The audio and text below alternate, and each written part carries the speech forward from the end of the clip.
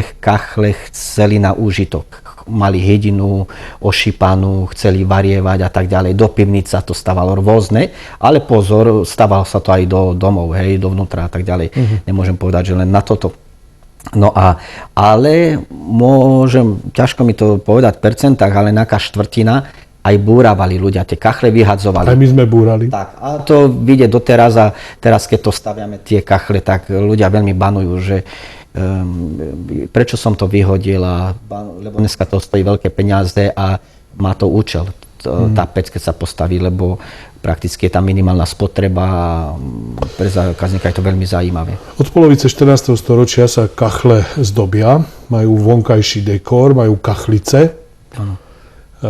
Ešte dnes je to veľká atrakcia, takú, aj som videl jednu výstavu kachlíc, to zaujímavé. Aj to patrí k tomu vášmu remeslu, viete ešte, podľa mňa nakoniec je legendárny film, v ktorom hral Milan Lasica, Vážení přátelé, áno, tam to vlastne končí výrobou tých kachlíc, keď uteká od tej hygienickej keramiky. Áno. No, my sme kupovali kachle z Českej republiky, otec, čiže máme tam dodávateľa, s ktorým spolupracujeme 50 rokov, 60, už kvôli otca, hej. No a my sme ja som nikedy nerobil, ako že sa nezaberal týmto, že vyrábal kachlice, ale máme výrobcov a zrovna toto je výrobca napríklad taký starší, klasický. Máte doma šablóny nejaké ešte? No, pri týchto kachliciach, čo napríklad my odoberáme, tak tie sú ešte tak robené starším štýlom, že sa musia osekávať a brúsiť. Dneska už toto kachliári nerobia, alebo nechcú robiť. Absolútne. Čiže urobí sa, zasadí dosť. Tak, ale niektorí kachliári si vyberajú takých výrobcov, kde už tá kachľa je okalibrovaná, už je presná, rovná, ako obkladačka v kúpeľke, tak.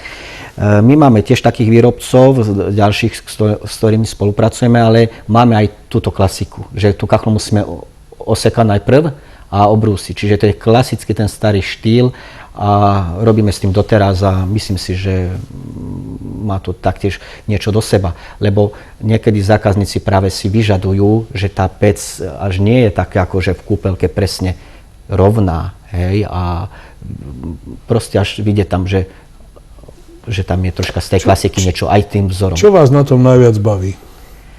Tak. Keď to už stojí a keď to zapálite? Áno, a prakticky všetko. Je komunikácia s ľuďmi. Ľudia, keď sú tu pec, zoberiem auto, naložím kachličky, vzorky, 20 do auta, ideme po Slovensku, idem do Bratislavy, idem do Banskej. Aj takto klobásu dajú, že... Teraz už málo, dneska je to už, viete, troška tak medzi firma a zákazník odmeranejšie, kedy si to tak bolo, no, ale teraz už až tak veľa nie, no. Prakticky dneska si zákazník zadá a urobiť, hej.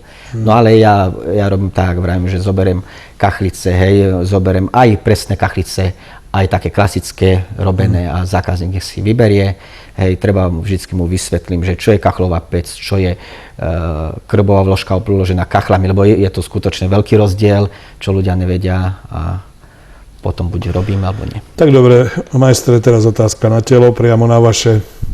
My sme trošku v takej plynovej pasci, viete, tí amici nám občas tak dávajú, že opekať umelohmotné safalátky, viete, v tých kozuboch svietiacich. Takže plyn, drevo, uhlie, alebo čo?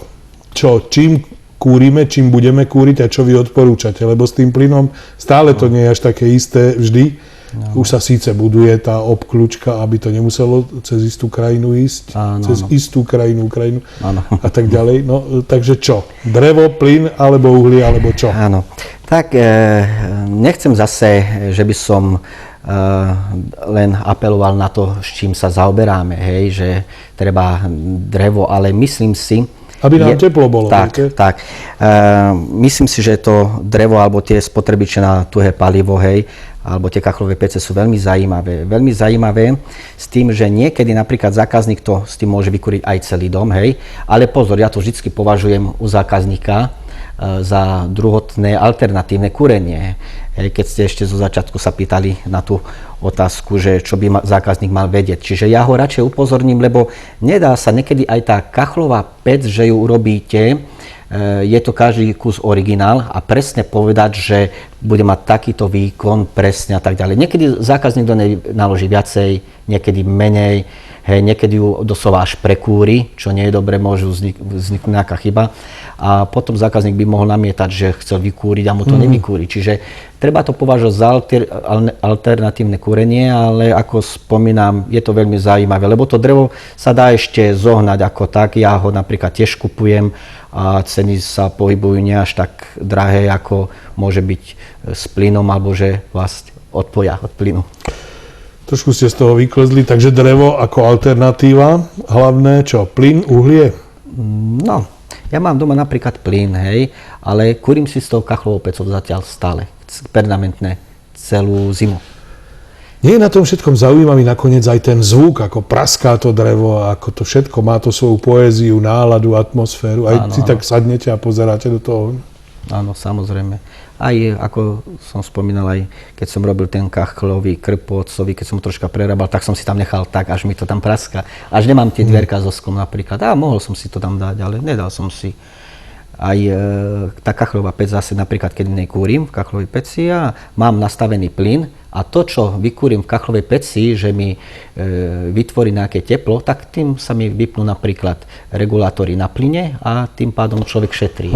Čiže vy to máte takto až vyšpekulované. Áno. Čo považujete za strašné zverstvo v Kozuboch? Sú také veci, ktoré, keď to vidíte, že vám príde aj zle? No, ja to mám tak riešené, že som si dal na radiátory, regulátory, nastaví sa na určitú teplotu a tá kachlová pec vám dokáže taktiež vykúriť. Hej. Keď sú veľké mrazy, nemusí, vravím, a záleží, ako je dom zateplený, koľko kW má taktiež tá kachlová pec, lebo každá môže byť inak.